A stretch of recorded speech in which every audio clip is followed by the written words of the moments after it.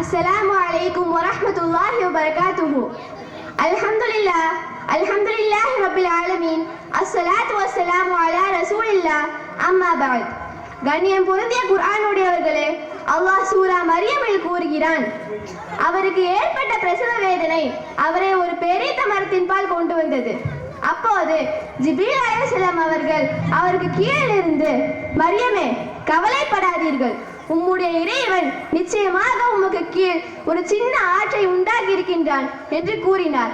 இன்னும் இந்த பேரீச்ச மரத்தின் கிளையை பிடித்து குலுக்குவீராக, பக்குவமான பழங்களை அது உம்மீது உதிர்க்கும், அவற்றை உண்டு ஆற்று நீரை பருகி கண் குளிர இருப்பீராக என்று திருக்குர்ஆன் 19வது அத்தியாயம் 23 முதல் 26வது வசனம் கூறுகிறது. இந்த வசனத்தில் உள்ள கருத்துக்களை சற்று ஆழமாக ஆராய்ந்தால் இதில் 5 மருத்துவ அறிவியல் அடங்கியுள்ளது. முதலாவது, தண்ணீரில் பிரசவம் நடந்தால் பிரசவ வேதனை குறையும். இரண்டாவது, பிரசவத்தின் போது தண்ணீர் பருகினால் பிரசவம் மிக வேகமாக இலகுவாக முடியும். மூன்றாவது, பிரசவத்தின் போதும் அதற்கு பின்னும் பெண்ணுக்கு தேவைப்படும் இரும்பு சத்து பேரிச்சம்பழத்தில் அதிகம் உள்ளது. நான்காவது, பிரசவத்தின் போது தண்ணீர் பருகினால் தாய்ப்பால் இலகுவாக சுரக்கும். ஐந்தாவது, தண்ணீர் சத்தும் இரத்த சோகையும் சரியானால் கண் குளிர்ச்சி ஏற்படும். இனி ஒவ்வொன்றாக பார்ப்போமா? முதலாவதாக தண்ணீரில் பிரசவம். குர்ஆன் இந்த வசனத்தில் மரியம் அலைஹிஸ்ஸலாம் அவர்களுக்கு தண்ணீரில் பிரசவம் வலியின்றி நடந்து முடிந்ததாக கூறுகிறது. சென்ற 10 ஆண்டுகளுக்கு முன்பு வரை தண்ணீர் பிரசவம் பற்றி மருத்துவ உலகமே அறிந்திருக்கவில்லை. சாதாரணமாக நார்மல் டெலிவரி எப்படி நடக்கும் என்று நாம் அனைவருக்கும் தெரியும். தண்ணீரில் பிரசவம் என்றால் வெதுவெதுப்பான தண்ணீரில் பிரசவம் நடப்பது. இதில் வலி ஏற்பட்டவுடன் தண்ணீரில் இருந்துவிட்டு டெலிவரி நேரம் மட்டும் வெளியே வந்து குழந்தை பெறுவது, அல்லது குழந்தை பிறக்கும் வரை தண்ணீரிலே இருப்பது. இந்த கோட்பாடுக்கு அடிப்படையாவது குழந்தை 9 மாதங்கள் கருவறையில் இருக்கும் போது ஆம்பியாட்டிக் ஃப்ளூயிட் என்னும் தண்ணீரில் தான் உள்ளது. அதனால் அதே சூழலில் பிறந்தால் குழந்தைக்கும் தாய்க்கும் பிரசவம் இலகுவாகிவிடும்.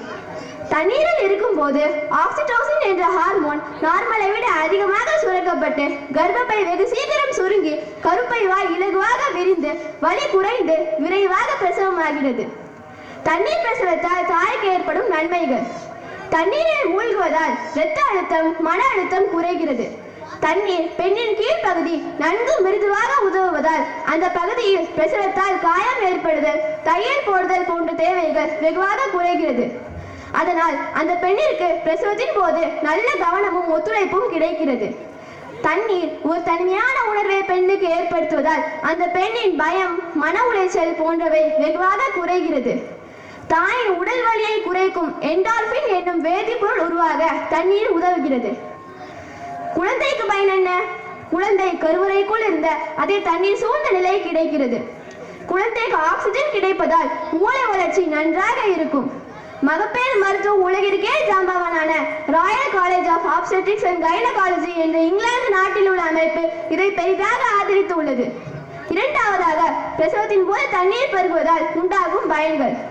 மேற்கண்ட வசனத்தில் ஜிப்ரீல் அலைஹிஸ்ஸலாம் அவர்கள் மரியம் அலைஹிஸ்ஸலாம் அவர்களிடம் பேரிச்சம்பழத்தை உண்டு ஆற்று நீரை பருகி கண் குளிர இருப்பீராக என்று கூறுகிறார். இன்றைக்கும் பெண்களுக்கு பிரசவ வேதனை அதிகமாக இருக்கும் போது தண்ணீரை அதிகம் குடிக்க மருத்துவர்கள் சொல்கிறார்கள். அப்படி தண்ணீர் குடித்தால் பிரசவ வேதனையால் ஏற்படும் தண்ணீர் சத்து குறைவு வர வாய்ப்பு இல்லாமல் போய்விடுவதோடு பிரசவமும் எளிதில் முடியும் என்று சொல்வார்கள். இதற்கு அறிவியல் ரீதியான சான்றுகளும் உள்ளன. அதை சற்று விவரமாக பார்ப்போமா? வாசோபிரசின் என்ற ஹார்மோனின் வேலை உடலில் தண்ணீர் அளவை கட்டுக்குள் வைப்பதுதான். பிரசவத்தின் போது அதிகம் தண்ணீர் குடித்தால் உடலில் வாசோபிரசின் ஹார்மோன் சுரப்பது குறையும். அதை ஈடுகட்ட ஆக்சிடோசின் ஹார்மோன் அதிகம் சுரந்து கர்ப்பப்பை வெகு சீக்கிரம் சுருங்கி கருப்பை வாய் இலகுவாக விரிந்து வலி குறைந்து விரைவாக பிரசவமாகிறது. இந்த அறிவியல் உண்மையை 1400 ஆண்டுகளுக்கு முன்பாகவே கூறி குர்ஆன் இறைவனின் வேதம் தான் என்று மெய்ப்பித்து உள்ளது. மூன்றாவதாக, பிரசவத்தின் போது தண்ணீர் பருகுவதால் தாய்ப்பால் இலகுவாக சுரக்கும். குழந்தை பிறந்தவுடன் புரோலாக்டின் என்ற ஹார்மோன் மூலமாக தாய்ப்பால் சுரக்க ஆரம்பிக்கிறது. பொதுவாக பால் கொடுக்கும் அதிகமான தாய்மார்கள் உடனே கர்ப்பம் தரிக்காமல் இருக்க காரணம் மார்பில் பாலை சுரக்க வைக்கும் புரோலாக்டின் ஹார்மோன் இரத்தத்தில் இருப்பதால் அது ஓவிலேஷன் என்னும் கருமுட்டை வெளியாவதை தடுக்கும். இதற்கு விதிவிலக்கும் உண்டு. குழந்தை தாயின் மார்பில் வாய் வைக்கும் போது இந்த ஹார்மோன் பால் சுரப்பதை உண்டு பண்ணுகிறது. இதன் சுரப்புக்கு குழந்தை மார்பில் வாய் வைப்பது அவசியம். மார்பில் சுரந்த பாலை மார்பக சுரப்பிகளை நன்கு சுருங்க வைத்து வெளிக்கொண்டு வருவது இந்த ஆக்சிடோசின் என்ற ஹார்மோன். அதனால் பிரசவத்தின் போது அதிகம் தண்ணீர் குடித்தால் ஆக்சிடோசின் ஹார்மோன் அதிகம் சுரந்து தாய்ப்பால் இலகுவாக வெளிவர உதவும்.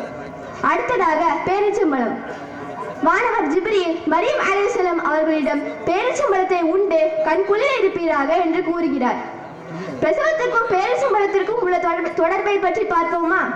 இன்றைய நவீன மகப்பேறு மருத்துவர்கள் எல்லா கர்ப்பிணி பெண்களுக்கும் கர்ப்ப காலத்தின் போதும் பிரசவத்திற்கு பின்பு 3 மாதத்திற்கு இரும்பு சத்து மாத்திரை தருகிறார்கள். காரணம், பொதுவாகவே பெண்களுக்கு மாதம் ஏற்படும் மாதவிடாய் காரணமாக இரத்த அளவு குறைவாகவே இருக்கும். இன்னும் கர்ப்பமும் பிரசவமும் அவர்களின் இரும்பு சத்து தேவையை இன்னும் பல மடங்கு அதிகரிக்க செய்கிறது.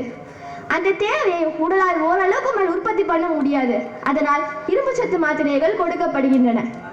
ஏற்கனவே கர்ப்பத்தால் குமட்டல் வாந்தி இருக்கும் போது இரும்பு சத்து மாத்திரையால் இன்னும் குமட்டல் அதிகரிக்கலாம். எனவே எந்த குமட்டலும் இல்லாமல் இயற்கையாகவே இனிப்பு சுவையுடன் இரும்பு சத்தை அதிகரிக்கும் உணவு பேரிச்சம்பழம் மட்டுமே என்று அறிவியல் கூறுகிறது. 100 கிராம் பேரிச்சம்பழத்தில் சராசரியாக 1.15 மில்லிகிராம் இரும்பு சத்து உள்ளது. எனவே பிரசவத்திற்கு முன்னும் பின்னும் தேவையான இரும்பு சத்தை சுவையான பேரிச்சம்பழத்தின் மூலம் நிறைவேற்றலாம் என்று எந்த அறிவியல் கண்டுபிடிப்பும் இல்லாத காலத்தில் குர்ஆன் அழகாக கூறியிருக்கிறது. கடைசியாக கண் குளிர்ச்சி. குர்ஆன் தண்ணீர் பருகியும் பழத்தை உண்டும் கண் குளிர இருப்பீராக என்று கூறுகிறது. பொதுவாக ஒருவருக்கு தண்ணீர் சத்து குறையும் போது கண் குழிவிழுந்து போதல், மங்குதல், கண் வெப்பமாக உணர்தல் போன்றவை ஏற்படலாம். இந்த வசனத்தில் சொல்லப்பட்டது போல் தண்ணீர் அதிகம் குடித்தால் நீர் சத்து சரியாகி கண்ணை சுற்றியுள்ள குழி, கண் மங்குதல் சரியாகி கண் சூடு குறைந்து குளிர்ச்சி பெறும் என்று இன்றைய நவீன மருத்துவ உலகம் கூறுகிறது. அதுபோல ஒருவருக்கு இரும்பு சத்து குறையும் போது இரத்த சோகை ஏற்படும் போது கண் மந்தமான பார்வையை கொடுக்கும். இந்த வசனத்தில் சொல்லப்பட்டது போல் பேரிச்சம்பழம் சாப்பிட்டால் இந்த அறிகுறிகள் சரியாகி இரத்த அளவு சரியாகி கண் குளிர்ச்சி பெறும். எவ்வளவு பெரிய 2 விஷயங்களை குர்ஆன் மிக சாதாரணமாக கூறியுள்ளது. இந்த சில வசனங்களே நம் அறிவிக்கப்பட்ட 5 மருத்துவ கருத்துகள் என்றால் குர்ஆன் அடிக்கடி கூறுவது போல் இதில் உள்ளதை சிந்திப்பீராக என்ற கோணத்தில் இந்த குர்ஆனை சிந்தித்தால் குர்ஆன் அறிவியலின் பெரிய களஞ்சியமாக இருக்கும் என்பதில் எந்த சந்தேகமும் இல்லை என்பதை ஆணித்தரமாக பதிவு செய்து உரையை முடித்துக் கொள்கிறேன். வாஹிரு தஅவானா அல்ஹம்துலில்லாஹி ரப்பில் ஆலமீன். அஸ்ஸலாமு அலைக்கும் வரஹ்மத்துல்லாஹி வபரகாத்துஹு.